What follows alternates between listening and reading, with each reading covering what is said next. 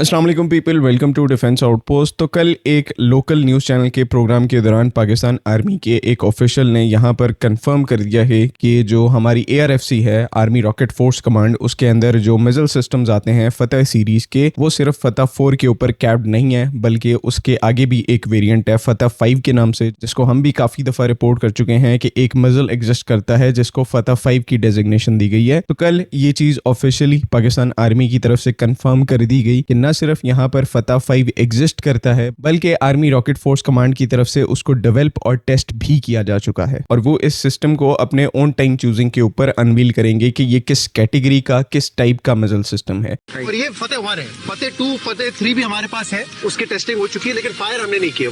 Sir हमारे पास फतह 3 नहीं है, हमारे पास फतह 5 तक है सीरीज, फतह 5 तक है, और उसकी टेस्टिंग भी हो चुकी है और उसका फायर भी हो चुका है। एक जो मैं आपको अपनी तरफ से इंडिकेशन दे सकता हूँ कि जिस तरह से DGISPR की तरफ से अनाउंस किया गया है कि इस साल 14 अगस्त के ऊपर एक ग्रैंड परेड होगी जिसमें बहुत सारे सरप्राइजेस जो हैं उनको अनवील किया जाएगा, तो इसमें अच्छी पॉसिबिलिटी है कि हमें एक्चुअली में अगस्त के महीने में फतह 5 वेपन सिस्टम जो है वो पब्लिकली अनवील होता दिख सकता है। Now the main question is obviously कि फतह 5 किस कैटेगरी का वेपन सिस्टम होगा। ये एक काफी इंपॉर्टेंट क्वेश्चन है, बिकॉज जब से पाकिस्तान ने फतह सीरीज अनवील की है, ये जो पर्टिकुलर सीरीज है हमारे वेपन सिस्टम की, ये दिन ब दिन काफी ज्यादा इंटरेस्टिंग होती जा रही है। बिकॉज फतह 1 से फतह 4 तक भी आप देखेंगे तो ये एक काफी ज्यादा इंटरेस्टिंग लाइनअप है। फतह 1 की बात करेंगे तो वो एक standard multi launch rocket system है। उसके बाद फतह 2 की बात करेंगे तो वो एक SSM है, यानी कि सरफेस टू सरफेस मिसाइल, लेकिन उसको पाकिस्तान आर्मी जो है वो GMLRS की कैटेगरी में रखती है, यानी कि स्टैंडर्ड जो आपकी रॉकेट आर्टिलरी है फतह 1 और फतह 2 उसके अंदर आते हैं। जो फतह 3 रिसेंटली हमने अनवील किया है, वहां से फिर चीजें जो है वो काफी ज्यादा इंटरेस्टिंग हो जाती हैं, बिकॉज फतह 3 आपका एक सुपरसोनिक क्रूज मिसाइल है। सुपरसोनिक मिसाइल्स की डोमेन में ऑब्वियसली पाकिस्तान आर्मी को काफी टाइम लग गया कैचअप करने में, बिकॉज इस डोमेन में इंडिया काफी पहले से रशिया से उनका P700 ऑनिक्स सुपरसोनिक मिसाइल जैसा एक मिसाइल अक्वायर करके बैठा हुआ था, और ये जो एक स्ट्रेटेजी है हाई स्पीड सुपरसोनिक मिसाइल्स की, वो इंडियन मिलिट्री ने बहुत पहले अडॉप्ट कर ली थी। लेकिन ऑब्वियसली वो क्या कहते हैं कि देर आए दुरुस्त आए, हमने लेसन सीखे और आज एक सुपरसोनिक मिसाइल जो है वो हमारी रॉकेट फोर्स का पार्ट है। नाउ कम्स द फतह 4 वेपन सिस्टम, जो कि बेसिकली एक लैंड अटैक क्रूज मिसाइल है। हमारी जो हरबा NG क्रूज मिसाइल है जो कि गिट्स की तरफ से मैन्युफैक्चर किए जाते हैं, ये उन्हीं का लैंड अटैक वेरिएंट है जिसे ARFC ने अपनी सर्विस में इंडक्ट किया है। ये एक पूरी चेन बनाने के लिए जिसमें जो एनिमी के इंपॉर्टेंट ग्राउंड टारगेट्स हैं उनको हिट किया जाएगा। फतह 5 की जहां पर बात आती है तो इससे पहले जितने भी वेपन सिस्टम है उसमें आपके पास GMLRS कैटेगरी भी आती है, सबसोनिक वेपन सिस्टम भी आते हैं फतह 4 जैसे, और सुपरसोनिक वेपन भी आते हैं फतह 3 जैसे। अब जो एक प्रिज्यूम्ड और लॉजिकल स्टेप बनता है अगले वेपन सिस्टम का, यानी कि फतह 5 का, वो ऑब्वियसली हाइपरसोनिक डोमेन के अंदर बनता है। और वैसे भी हाइपरसोनिक वेपन्स जो हैं वो एक स्टैंडर्ड बन चुके हैं आजकल की किसी भी मॉडर्न मिलिट्री के लिए, मेजर मिलिट्री फोर्स के लिए, और इसमें कोई सरप्राइजिंग बात नहीं है कि पाकिस्तान मिलिट्री भी इनको अडॉप्ट करने की तरफ जाएगी, बिकॉज आपका जो एक पीयर एडवर्सरी है इंडिया, वो इन वेपन सिस्टम्स के ऊपर ऑलरेडी काम कर रहा है। 1 से 2 उनके जो सिस्टम्स हैं वो ऑलरेडी डेवलप भी हो चुके हैं, तो आपके लिए ये एक लॉजिकल वे है आपकी आर्मी रॉकेट फोर्स कमांड के लिए अब हाइपरसोनिक वेपन सिस्टम्स को अपनी सर्विस में इंडक्ट करना। तो डेफिनेटली यहाँ पर मैं कहूंगा कि फतह 5 के बहुत ही अच्छे चांसेस हैं कि ये एक प्रॉपर हाइपरसोनिक वेपन सिस्टम होगा जो कि through out it's flight path hypersonic speeds को मेंटेन कर पाएगा। और कोइंसिडेंटली कल ही हमने अभी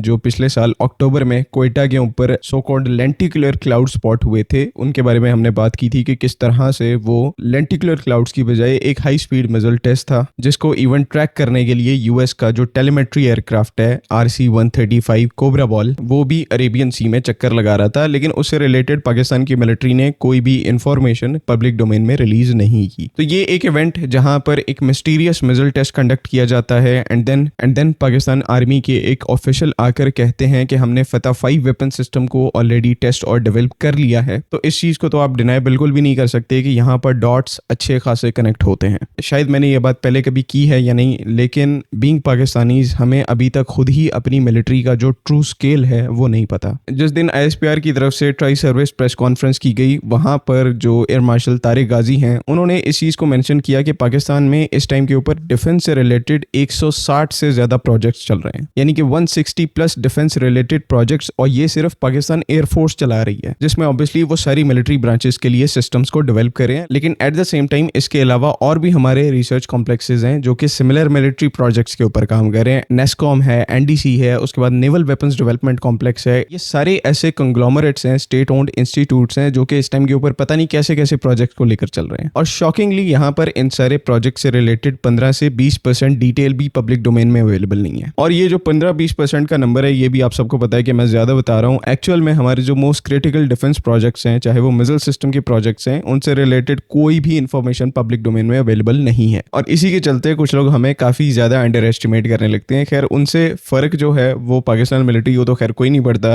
अब हमें भी नहीं पड़ता, बिकॉज आहिस्ता आहिस्ता हमें पता लग रहा है कि एक्चुअल में पाकिस्तान मिलिट्री जो है वो किस स्केल के ऊपर इंडिजिनसली अपने आप को डेवलप कर रही है। तो जब तक हमें पता है कि हम ग्राउंड पे एक्चुअल प्रोग्रेस कर रहे हैं, कोई हमें इवन थर्ड वर्ल्ड कंट्री समझता है, तो उससे हमें कोई प्रॉब्लम नहीं है, बिकॉज वही बात के वॉर्स इंटरनेट पे नहीं होनी। बाकी और यहाँ पर अब क्या ही डिस्कस करें। जहां तक फतह 5 की बात है, तो लेट्स होप कि जल्द ही आने वाले टाइम में ये वेपन सिस्टम जो है वो अनवील कर दिया जाए। अगली वीडियो तक के लिए अल्लाह हाफ़िज़। पाकिस्तान जिंदाबाद।